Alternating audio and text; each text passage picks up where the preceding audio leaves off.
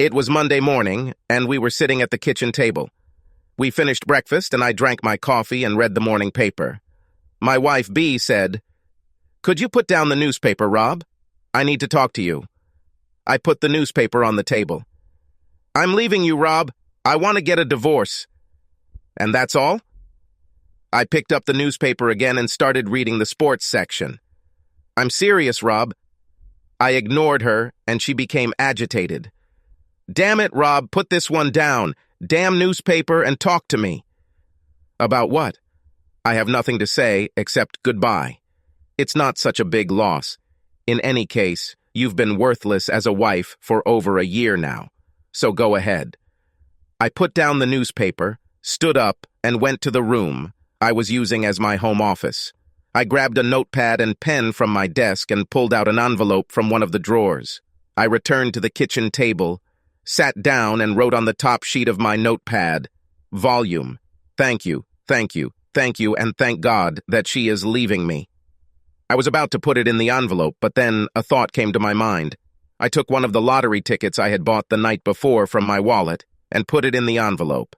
I then added to my note, "Maybe if you get lucky and win, that will be enough for the cheater to be happy with you, and she won't go out and cheat anymore. Good luck, dude. You'll need it." I signed, "Very Grateful Rob." I folded the sheet, put it in an envelope, sealed it, wrote the address, and handed it to Beatrice. "When you see him, give this to him." She took in shocked with an expression on her face. She said, "You know, just because you think I'm ignorant doesn't mean I really am." "Perhaps," I said, taking the envelope from her, "I'll send it by mail." "I don't believe you won't open it, read it, and then throw it away. Now why don't you go and pack your things and get out of here? Damn mother out of my life. And since you are about to leave, you need to get out of the house as soon as possible. I'm sure I won't leave. There's no way I'm leaving here just so you can settle your lover here." I got up, poured coffee into a travel mug, topped it up, and headed to work. On the way, I stopped at the bank, closed our savings and checking accounts, and took out the contents of our safe. Then I went to a bank closer to work and opened new accounts in my name only. Next, I called and canceled all of our joint credit cards and arranged for new cards in my name only. And after that, I went about my day job. I stuck around after work for dinner and drinks with my executive assistant and told her I was back on the market if her sister was still interested. Stella laughed and said, "Tolene, my sister. If you're free again, I want to be first in line." Stella started with me as a secretary 10 years ago and proved so valuable that 4 years ago I promoted her to assistant. And then, to justify the promotion I felt she deserved, I made her my executive assistant. 2 years ago on Sunday, I had a barbecue in my backyard and invited Stella. She told me that she couldn't come because her sister was in town visiting, and I suggested that she take her sister with her. Her sister Tara was a sexy-looking and very busty blonde, and on Monday, Stella laughingly told me that Tara had a crush on me. I laughed and told her never to tell Bea about this because Bea could be, and sometimes was, insanely jealous. And now Stella is telling me she's interested in me? I never had any idea that there could be similar thoughts.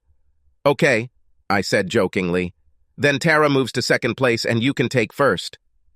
"I'm not joking at all, boss. I'm fucking seriously. I want to try." "Stella, but you may not agree when you hear what I have to offer."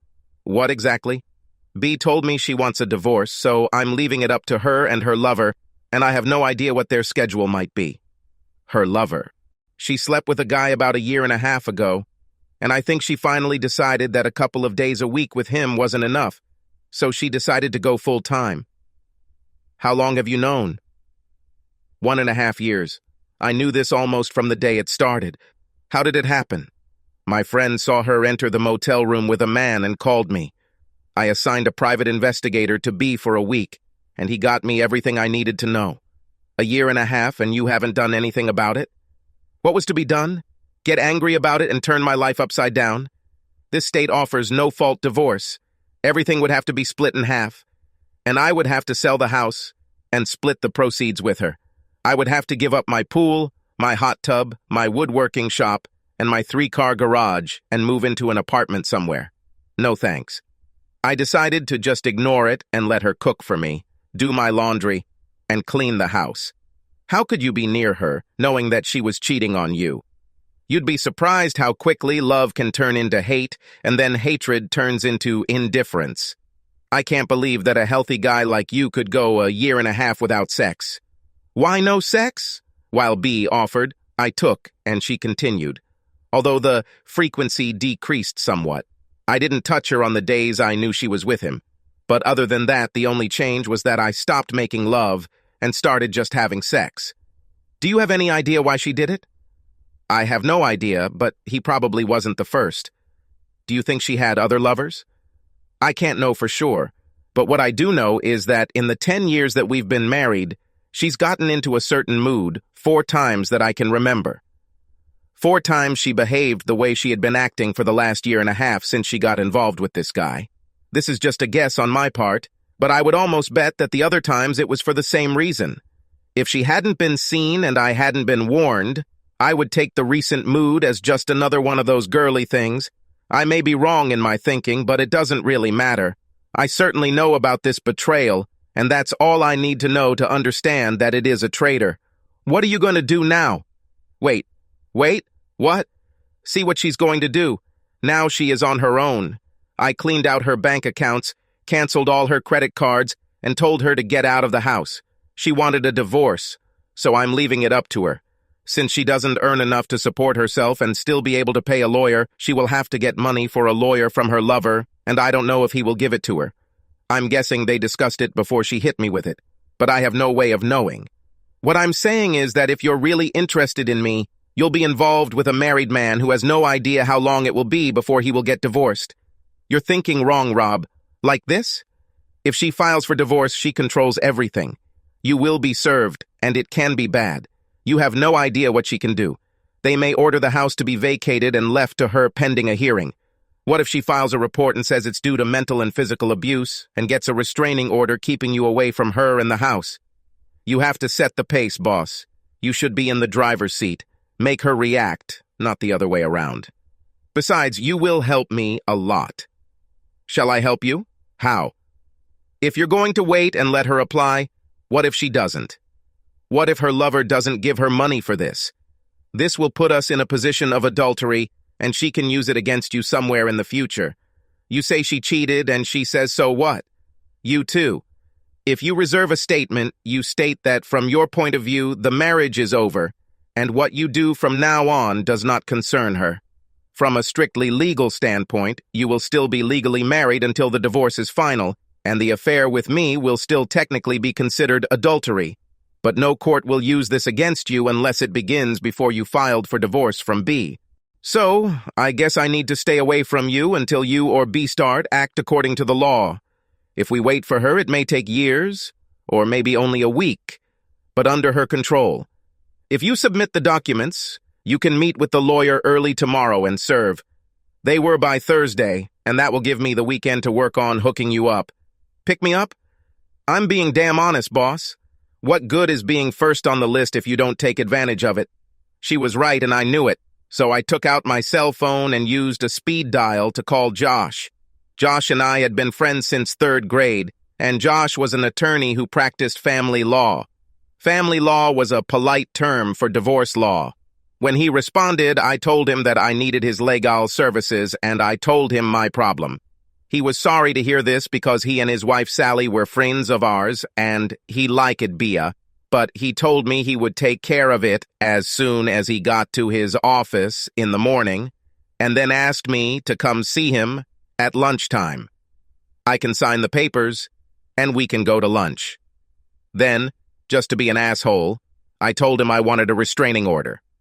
I lied and told him that B told me that if I caused her any problems because she left me, she would make sure that her lover, Tom Noble, set my mind straight. Josh laughed and told me that he knew it was pure horse shit, but that he would do it. You know there will be a hearing on this order within 10 days, right? I can get it and serve it, but there must be a hearing before the judge orders it to stand. I know, and I'm ready for it. But right now the main thing is to get her out of the house and keep her away for a while. We don't have kids, so there's no real reason for her to use the house while the divorce is ongoing. I adhere to the principle of ownership of a gun is ownership of the law. There's no reason for the judge to order me to come out and let her in. That's what I'm aiming for. I told her to get out when we talked this morning, but I don't know what I'll see when I get home. She may leave, or she may be there. Since I don't know for sure where it will be, I plan to service it at work.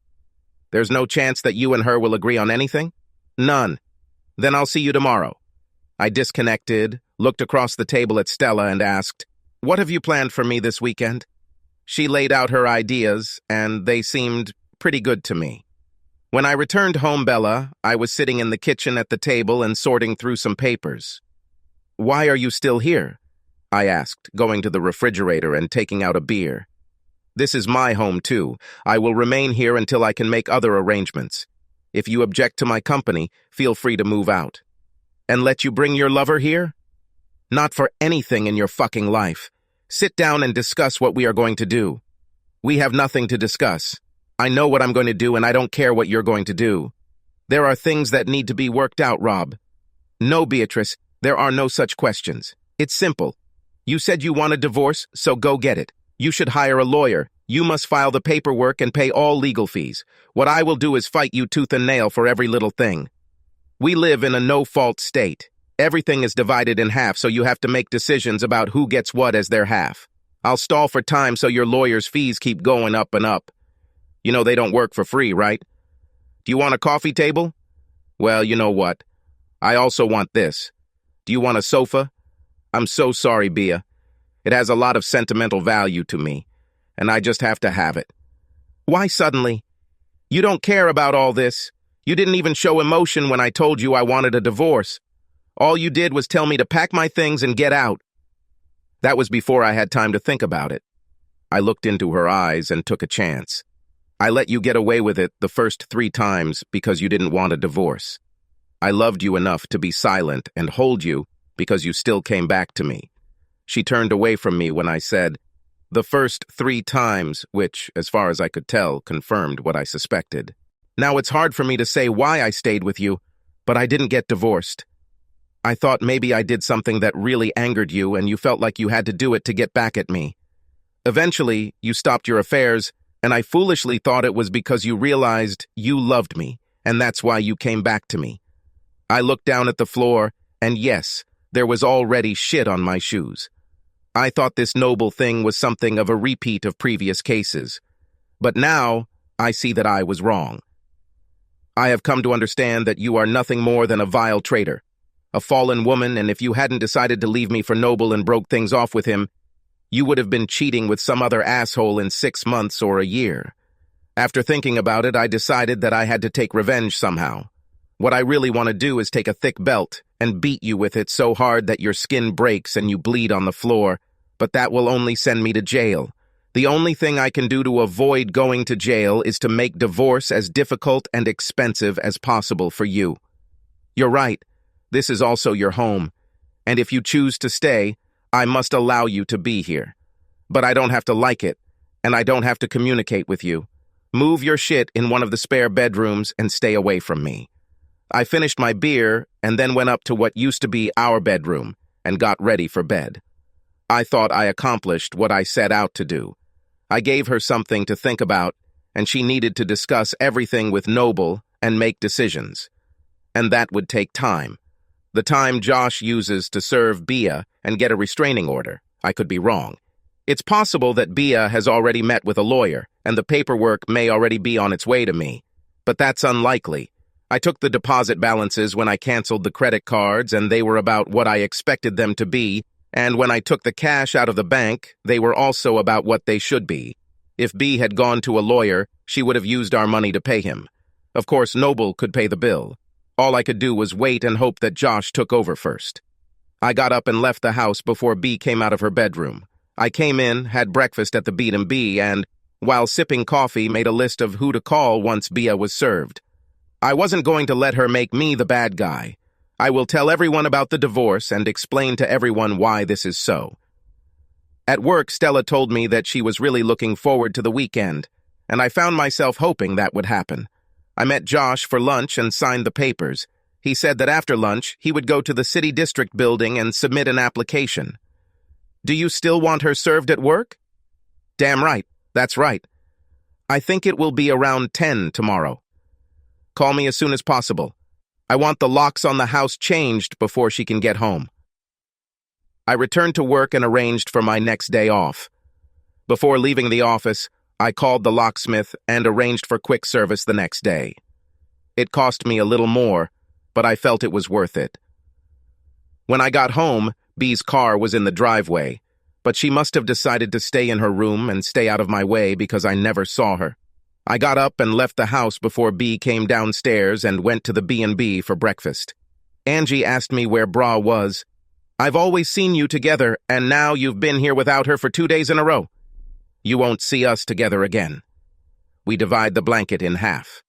I see, she said, taking my order.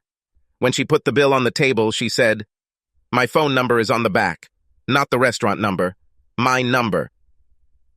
I lost my voice when Angie left. 2 women in 2 days let me know they were interested, so why wasn't I enough for the woman I married? I'll never know because I'll never ask. I drank coffee and read the morning paper, waiting for B to leave for work, and then I went home and started packing up B's things and moving them into the garage. At 10:15, Josh called me and said that the documents had been delivered, so I called a locksmith, and 20 minutes later he was doing his job. Less than an hour later, B came barreling into the driveway. She couldn't help but notice the wide-open garage door and a large cardboard sign that said, B, all your stuff is here in the garage. She stood there staring at the sign for a minute and then tried to enter the house. But of course her keys didn't work. She rang the doorbell, but I didn't answer, and she eventually left. I looked into the garage and saw that she had taken a couple of bags with her things. 2 minutes after she pulled out of the driveway, my cell phone rang and it was B. Hello? You're an asshole. Did you have to embarrass me in front of my colleagues? It's better than letting you embarrass me in front of my people. What the hell is this restraining order crap? I was afraid that you would ask Noble to come and kill me for being rude to you.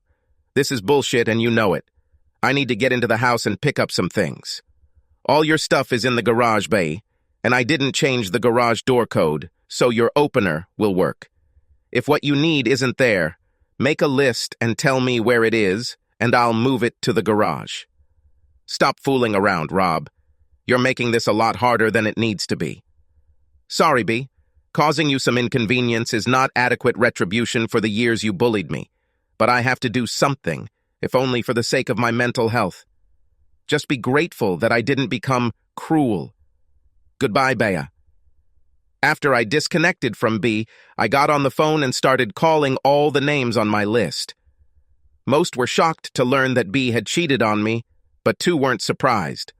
One said, finally got her, huh? And another said, I always had this idea that you had one of those open marriage things. She was always seeing some guy and you never did anything. Didn't talk about it. I thought I could cross these 2 off my friends list. Bea's parents were the most affected by this information and tried to tell me that I must be mistaken. I always liked them, and they treated me almost like the son they never had, but I wasn't going to let Bea tell them and make it all my fault. If I let that happen, they would think badly of me, and I didn't want that. Having resolved the issues with the calls, I walked around the house again looking for Bea's things, and then prepared myself lunch. I had just finished eating when the guys from Apex Security showed up. Not trusting B in the slightest, and having absolutely no doubt that she would break the restraining order and try to break into the house, I decided to install a security system complete with cameras in the house. On Thursday at work, I told Stella that we were ready to go away for the weekend. She smiled. Then tomorrow evening dinner and dancing to start. I smiled when I returned home. B did exactly what I expected. She took some of her belongings and then entered the house through an adjacent door from the garage. She trashed the kitchen. There were plates and glasses all over the floor, and she broke several lamps in the living room. The cameras caught it all. What made me smile was the picture of her taking all my clothes out of the closet and throwing them away on the floor, and then squatting over her and urinating on her.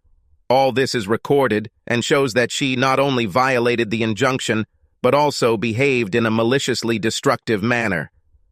Evidence I could use at the injunction hearing. I called John, and he called the police. The police arrived, filed a report, and took some photographs, and the next day Bia was arrested at work and sent to prison. She was fingerprinted, photographed, and seated before a judge. She was charged with violating a restraining order and malicious destruction of private property. The judge set a hearing date and released Bia on her own recognizance, and, to be honest, I was surprised it went this far. My date with Stella was fun, and we made a second date for Saturday. Everything went well, too, and on Sunday, we went on a picnic again. There was a hearing on the injunction on Monday, and when the judge saw the security camera footage, he not only made the injunction permanent, but also ordered B to replace all the items destroyed, pay for the dry cleaning of my clothes, and pay for cleaning the bedroom. He gave her 10 days to do this, or she would go to jail for contempt of court. Just to be an asshole, I hired the most expensive cleaning company I could find to do the job. B disappointed me. She actually got the money to do everything the judge ordered. I never saw her jailed for contempt of court. The next 2 weeks passed, and Stella and I met often, but nothing else happened except a few kisses, sometimes quite intense, because neither of us felt comfortable with the fact that I was a married man, but we were slowly approaching the moment when things took a serious turn. B did not resist the divorce, and 6 months later, it was final.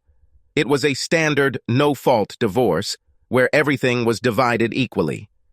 I refinanced the house and bought out B's share. I saved money for a separate check to pay for a surprise trip around the world to celebrate our anniversary, and since she didn't know it, I didn't give her a dime. She also didn't know about the last 2 certificates of deposit I had put in the safe. I bought them with my last 2 bonus checks. I had another small victory. Bae was given alimony for 2 years or until she remarried, but it was only set at $100 a week instead of the $500 she was trying to get. This was unexpected, and Josh told me that it was because we were very lucky with the judges who were assigned to my cases. The judge who attended the restraining order hearing and the judge who oversaw the divorce were not only cousins who were apparently discussing their affairs, but they both had cheating wives in their pasts. Neither of them believed that an innocent husband should be punished for the behavior of a cheating wife, and although they followed the law, they did not go one step further than prescribed. Whatever B had with Noble apparently wasn't that great, because 7 months after the divorce was final, she was living with her parents. 8 months after the divorce became final, I was sitting at a bar in the Hilton, drinking beer and eating a steak sandwich for lunch, when someone sat down on the stool next to me and a voice asked, "Can I buy you a beer?" I looked back and saw my ex-wife's ex-lover. "I want to exchange a few words with you," he said. Out of curiosity, I suggested that he continue, and he waved to Agnes and ordered both of us a beer. She brought them over and he took a sip, setting the glass down on the counter and staring at it for a few seconds before beginning to remove the label from the first bottle. When the small pile in front of him grew, he said, "I didn't want to screw it up because of you." Without taking his eyes off the bottle, he continued, "The night I met her, she wasn't wearing any wedding rings, so I didn't know she was married, and she definitely didn't act like a married woman. She was at Bud's with a group of girls she worked with, and I asked her to dance, and she said yes. I bought her a drink and she invited me to sit with her and the other girls. I danced with her 3 more times and asked her out, and she said yes. I fell head over heels in love with her, and within a month we were having sex, whenever we could get together. When we started, we had to use motels because I shared an apartment with 2 roommates, and one of them was always nearby. We couldn't use her apartment because she said she lived with her disabled mother. This was also the reason why we could not see each other more often. She supposedly had to take care of her mother and could only go out when someone else was available to look after dear old mother. I finally got my own apartment so we didn't have to use it anymore. Motels. And although our meetings were irregular, I fell in love with her and was going to ask her to marry me. I was going to buy a house big enough for me and her mother, But before I could ask the question, a guy I knew asked me why I was sleeping with someone else's cheating wife. I was ready to kick his ass when he told me that Bae was married and cheated on her husband, and that this wasn't the first time. It looks like she cheated on you with his brother 2 years ago. When his brother found out that she was married, he broke up with her. It was hard for me to believe it, but then I received your letter. I sat on it for a week, and then I came face to face with her, and she burst into tears. She didn't love you. It turns out you were a cruel drunkard, beat her physically, and abused her mentally. She hated you but was afraid to leave you because you told her that if she ever did that, you would hunt her down and kill her. Her and who she was with. By that time, I had checked some things and realized that Shali's and all thoughts of marrying her disappeared, but she was a good pussy, and you kicked her out at that time, so I let her move in with me. As long as she was ready to sleep with me, everything was fine. But when the divorce was final, and she started talking about marriage, I shot her down. My parents separated because my mother cheated on my father. She got custody of me and later remarried, and then she was caught cheating on her second husband. She remarried for the third time and cheated again. Firmly, I believe in the saying that once a cheater always remains a traitor, and I told B about it. I told her that as long as she was good about the live with benefits as friends relationship, we were fine, but nothing more. About 3 weeks after that, I came home from work, and she was gone. He took another sip of beer and said, "Rumor has it that you knew all along that she and I were doing this. Why did you let this continue and didn't divorce her right away? You said it yourself. She was one hell of a good pussy. I decided to line all this. I'll leave everything alone, and I'll have a pussy, and there'll be someone to cook, clean the house, and do the laundry. Probably everything would have continued to be the same if she had not told me that she was leaving me and wanted to get a divorce." He took another sip and then said, "I never thought I'd say this, especially not to you, but I miss her in my bed." He finished his beer, stood up, took something out of his pocket, put it on the counter, and pushed it towards me. "What is this?" "That lottery ticket you gave me. He's a winner. This is your half. I waited before giving it to you so you wouldn't have to give her half in the divorce. See you." And he left. I looked at the piece of paper. It was a cashier's check for a large amount. A very, very large amount. When I returned to the office, Jean, my assistant, said, "You look like a cat that just ate a canary. Was lunch that good?" Lunch was impressive. "Oh, that's right. John, my assistant. Stella no longer worked for me, at least not in the office. She was at home painting the room that would become the nursery when the twins arrived. Subscribe to our channel so that your second chaff doesn't cheat on you, and go ahead and listen to the next story, because this story is nothing compared to the next one. If you're under 18, don't even think about listening to the next one.